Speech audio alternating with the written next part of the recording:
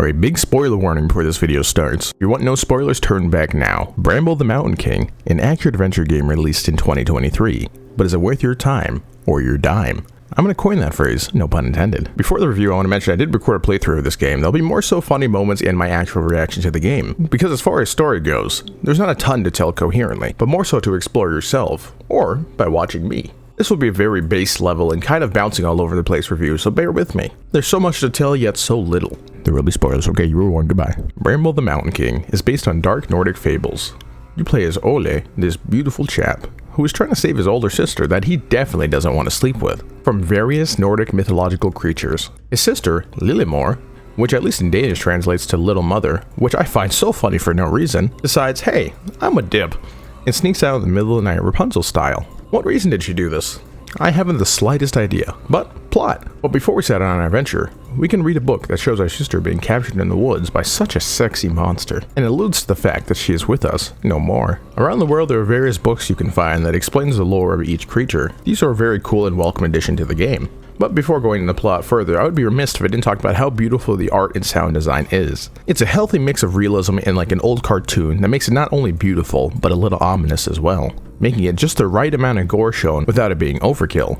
No pun intended. I hear you asking me, gore? What gore? This looks like a peaceful kid game. Sure, there's a scary troll, but they wouldn't hurt the kids, would they? They wouldn't hurt the children. Oh, how wrong you are, you poor, poor fool. This isn't just a fun action-adventure game. This is a horror game. You will be fighting for your life against well-designed mini-bosses. Fights aren't very long or too difficult after you learn the patterns, but the art design and the uniqueness of each fight is fantastic. Various fights from known Nordic fables, such as the little troll butcher, Karaksen, the little scarecrow demon, Skalksra, the sexy shape-shifting succubus, Pesta, the woman with the rake, the one who plagues people as well as your mind, turning them into zombies, and the Mountain King himself. Now these are the fights that you can actually take damage from, however there are more fables sprinkled in the game. Now, we explore as Olo, with the help of various friends along the way, such as the cute little baby gnome, the little guy, oh my goodness, Uva, who works as a little guardian angel, and she uses this magic orb of light to heal us when we, break all of our shit after falling off a waterfall. Did I not mention the ball of light we found with our sister in the beginning of the game that you can use as a weapon against the bramble and turn it into an actual fucking sword? Yeah, it's pretty cool. Who could forget this poor troll Lemus? He was being bullied, no one liked him because he had scary eyes, but guess what? I think he's the cutest. I think he's a little bee's knees. And all he ever wanted was a friend. And he would always help a friend. Foreshadowing, ooh. You essentially spend the game hiding and avoiding death whilst looking for your sister around the mountain, where we learn the full story of the Mountain King, which is as follows. The king has always had bottled up rage. He had a beautiful baby boy whom he cherished dearly, and he was the only thing holding the king's rage in. He had lost his wife during the birth of their son, a tragic loss, and then his son fell ill.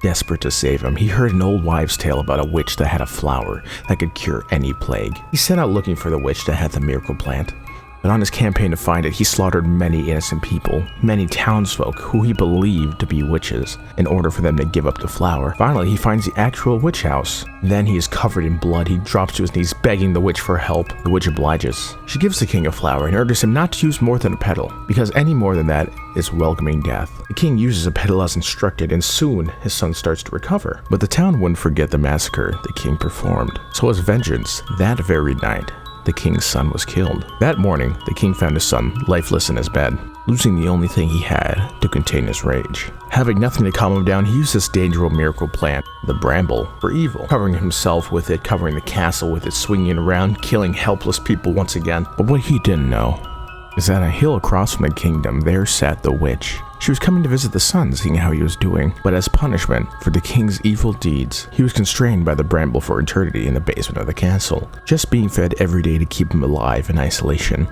knowing his son and wife are no more. This is similar to the Greek version of Atlas, who had to hold the whole world on his shoulders for eternity, as punishment after the War of the Gods and the Titans. But this basically wraps up the lore of the Bramble Mountain King. Roll credits. And let's pop back over to Olo. After many scary minutes and encounters with fables, barely escaping with his life time after time, something breaks Olo. He finds this maiden holding a baby. She's alluding to killing this child. Maybe if we're fast enough we can stop it. He tries his best, but alas, We weren't fast enough. We see a wrapped baby's head floating in a puddle. We see Olo pick up the baby from the water to give it a proper burial, breaking down as he does so. Earlier in the game, if you find a rubber duck, you can place it as the tombstone, as a final goodbye. This game holds no punches when pulling at the heartstrings, and it's not scared to get its hands dirty. And when it's accompanied by such amazing sound design, it gives off the perfect somber feeling. And don't get me wrong, for such a cartoonish looking game, it includes suspense and horror very well. The amount I jumped and screamed at this game is ridiculous. Now back to the story. After seeing more visions of our sister dying, we continue on the hunt, stopping at nothing, eventually finding a boat to sail across the ocean and reaching the mountain.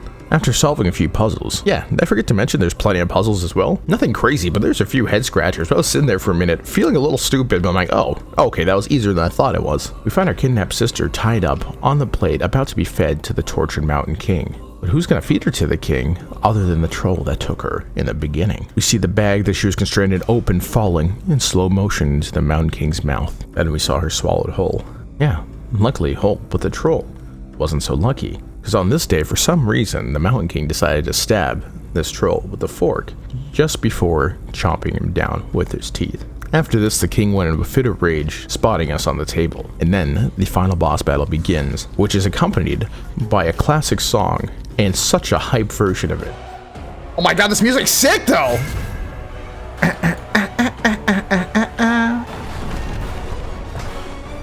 And this is also a two-part battle. It gets harder in the second half, and debatably the hardest of the game, so you would assume. It's hard in the way a Souls-like game is hard. There's no actual striking, it's dodging and learning timing of attacks, and throwing your orbs of light at the bramble blossoms when they're open. But there is a lot of aim assist on this part, so it's fairly easy to do that. You just gotta worry about dodging. But alas, I finally beat the Mountain King.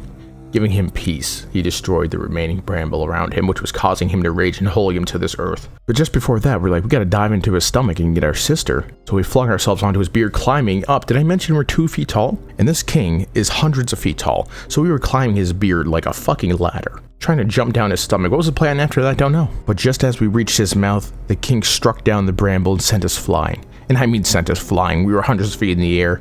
We're just a little boy, we can't fly. But everything stopped in slow motion. We saw the king's mouth open just a little bit, so we threw the ball of light in there, hoping to reach our sister. As the Mountain King fell, so did we. But through the Mountain King's stomach, a ball of light. Our sister found the ball, turned into a sword as we did before, and cut herself out. But what happened to us? We fell so far. It's just a cartoon, so it doesn't matter. No. We died. We came all this way. We lay there covered in blood, lifeless. Our sister ran over to grieve the brother. We worked so hard to get there. We were finally reunited, and we were taken away. Oh, but of course, the orb that Tuva, enhanced and enchanted, revived us through some tears, So think of like Rapunzel's hair. When she's singing, it heals things. But no, this one, you gotta cry on the little orb, and it heals you. After we were reunited with our sister, we had no energy still. We're alive, but we can't walk. So we hop on our sister's back and get out while the castle is crashing down. Its last pillar fallen. We're not gonna make it. We're too small. It's too far away. This is the end. But who comes to save us? Other than our friend Lemus, our sexy troll. I told you he's always there to help his friends. We escape to a black screen. And we fast forward to how the game began. Well, this time it was flipped. We wake up as Lilimor and our brother Olo is missing and the window is open. We start to think, are we doing this again? From a new perspective, was it all a dream? Do we have to do this whole nightmare again? When will these kids learn not to go out in the middle of the night? Stay in your fucking bed. Where are the parents? Olo peeks his head through the window as we approach and assures Lilimor he will always be there. The end. On a non-calculated scale, and I say non-calculated, I put no thought into this, I just gave it a number in my head, okay? Don't come after me. I give Bramble the Mountain King a 9.2 out of 10. It was an amazing game, and it's much harder to speak about the game versus playing it yourself, and that's a hard thing to say about a lot of games. If I tried to explain every little thing that happened in the game, I would actually sound like a 5-year-old telling you about a dream they had. And then I fought this troll, and then we found this little fairy who healed us, and then I was like, then I jumped off a waterfall, and I was like, Instead of doing that for 7 hours, I recommend playing it yourself for 7 hours, because the game's anywhere between 4.5 to 7 hours, 7.5 hours if you're 100% completing it. But one of the achievements is not dying a single time during the whole playthrough, and you cannot restart. So good fucking luck. My video will have very certain plot points and a lot of humor. So I really urge you watch it. I think you would enjoy it, but there'll still be room for you to play the game yourself and discover things that I did not show you. Now, I hope you guys enjoyed. Thank you so much for watching, taking the time out, and spend your sticky from syntax. And until next time, peace out.